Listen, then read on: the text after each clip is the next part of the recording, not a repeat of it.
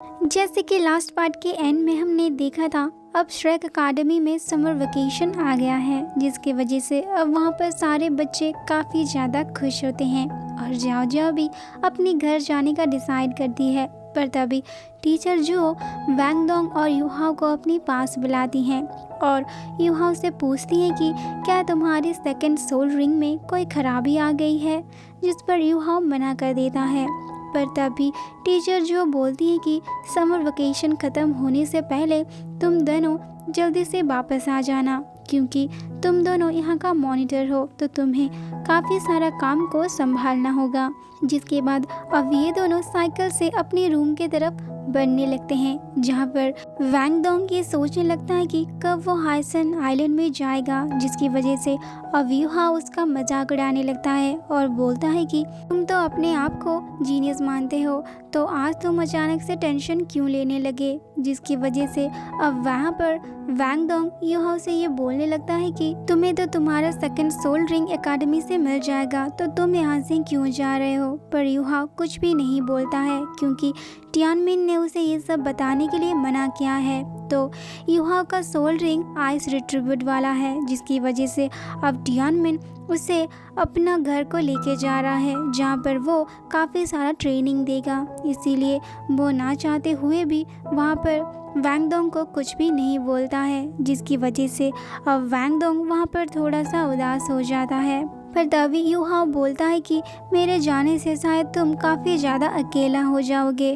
और मैं इस बार तुम्हारे पास भी नहीं रह पाऊँगा। जिसकी वजह से अब वहाँ पर वैंगडोंग थोड़ा सा शर्मा जाता है। जिसके बाद अब वो दोनों थोड़ी बहुत मस्ती करने के बाद अपने रूम में जाते हैं, जहाँ पर वो दोनों अपना सामान पैक करने वाले हैं। जिसके बाद दूसरे दिन सुबह ट्रेन स्टेशन में जाते हैं, जहाँ से वैंगडोंग अपना घर को जाएगा और तभी उसके साथ यूहाओ भी आया हुआ होता है। पर वैंगडोंग मन ही मन काफ़ी ज़्यादा उदास हो रहा था, क्योंकि कुछ दिनों तक वो यूहाओ से नहीं मिल सकता है। जिसके बाद अब वहाँ पर ट्रेन भी आ जाता है और अब यूहाओ को अलविदा बोल के वैंगडोंग ट्रेन में चढ़ जाता है और तभी यूहा बोलता है कि तुम अपना ख्याल रखना, और इसी के साथ ट्रेन भी वहाँ से चला जाता है।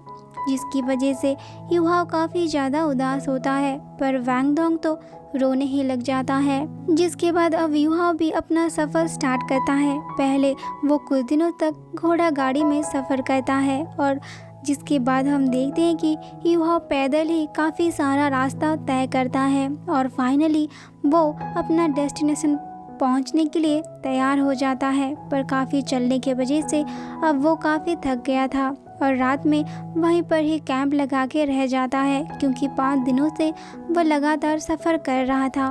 और अभी यूहा टियानमिन से पूछता है कि ये तुम्हारा घर है, जिस पर टियानमिन हाँ बोलता है और टियानमिन अपने पास्ट के बारे में बताना शुरू करता है। जब मैं पैदा हुआ था मैं काफ़ी नॉर्मल ऑर्डिनरी सा एक सिल्क वर्म था, पर हम अपने आप में ही काफ़ी ज़्यादा खास होते हैं, क्योंकि हम डुअल कल्टीवेशन ऑफ स्पिरिट के साथ ही पैदा होते हैं और हमारा पावर हमारी बॉडी में लिमिटेड होता है। पर हमारा कुछ नेचुरल एनिमी भी होता है, जो कि आइस स्कॉर्पियंस होते हैं, जिसकी वजह से कोई भी सिल्कवर्म 10,000 साल से ज़्यादा कल्टीवेशन नहीं कर सकता है। आइस सिल्कवर्म स्पिरिट और आइस रिट्रीब्यूट कल्टीवेशन पावर को लेके एक साथ ही जन्म होते हैं। इसीलिए जब टियानमिन यूहा के अंदर अपना सोल रिंग डाला था, वो आइस रिट्रीब्यूट वाला था और वैसे भी टियानमिन एक ऑर्डिनरी सा सिल्कवर्म नहीं है। जब वो 13 साल का हुआ था तब उसके पीछे काफ़ी सारा आइस स्कॉर्पियन पड़ गए थे, जिसकी वजह से वो एक आइस होल में गिर गया था। पर वो उसके लिए अच्छा होता है, क्योंकि वहाँ पर उसे काफ़ी सारा अमृत मिल जाता है, जिसको पी के वो वहीं पर ही सो जाता है, जो कि टियानमिन के लिए काफ़ी ज़्यादा अच्छा होता है।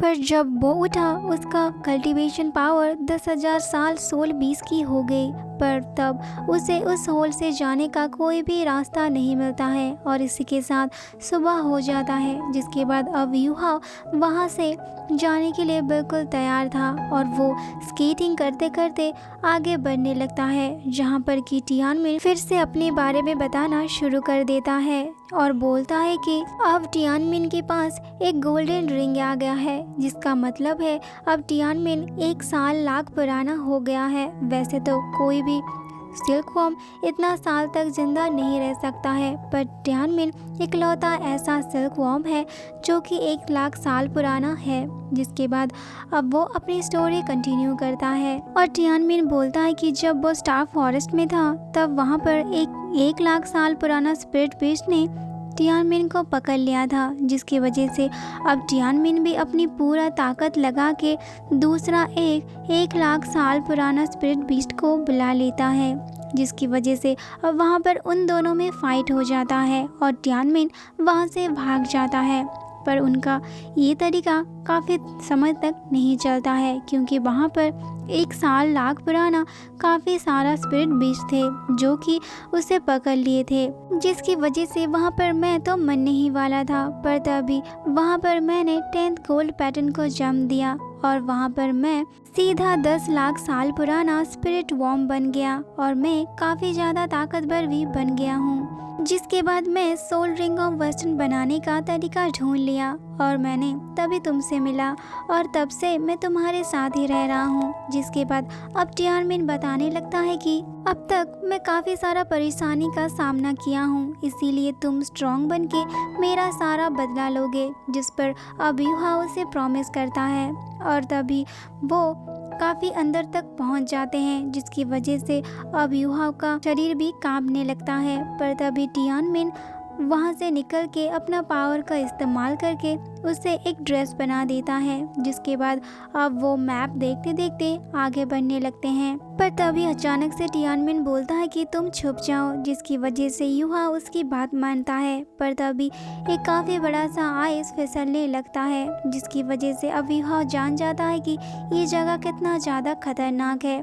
और तभी हम वहाँ पर काफ़ी बड़ा सा बीस्ट को देखते हैं जो कि दहाड़ रहा था, जिसकी वजह से यूहा इसके बारे में पूछने लगता है। और तभी टियानमिन बताने लगता है कि ये 3 डेमन में से ये एक डेमन है और ये यहाँ पर राज करता है और ये काफ़ी ज़्यादा खतरनाक भी है। यहाँ पर टोटल 3 राजा राज करते हैं, उनमें से ये एक है और ये 2 लाख साल पुराना डेमन है जो कि काफ़ी खतरनाक है। और इस पर अब यूहा बोलने लगता है कि आखिर मैं यहाँ पर क्या कर रहा हूँ।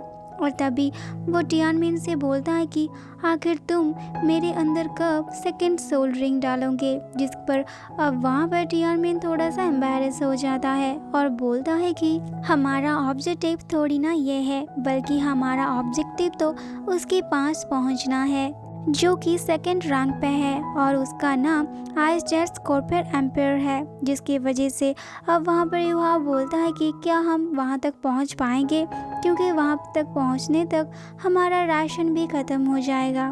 पर तभी टियानमिन बोलता है कि तुम्हें आगे बढ़ना ही पड़ेगा, क्योंकि ये जगह काफ़ी ज़्यादा खतरनाक है और यहाँ पर काफ़ी पावरफुल स्पिरिट बीस्ट भी रहते हैं और यहाँ पर रहना मतलब अपनी मौत को दावत देना है। और वो तभी आसमान में एक रे को देखता है और तभी वहाँ पर उसे एक केज मिल जाता है, जिसके अंदर वो चला जाता है और वहाँ पर वो रेस्ट करने लगता है। और तभी टियानमिन यूहाओ की बॉडी को चार्ज करने लगता है और इसी के साथ ये एपिसोड यहीं पर ख़त्म होती है। मिलते हैं आप सबसे नेक्स्ट एपिसोड में।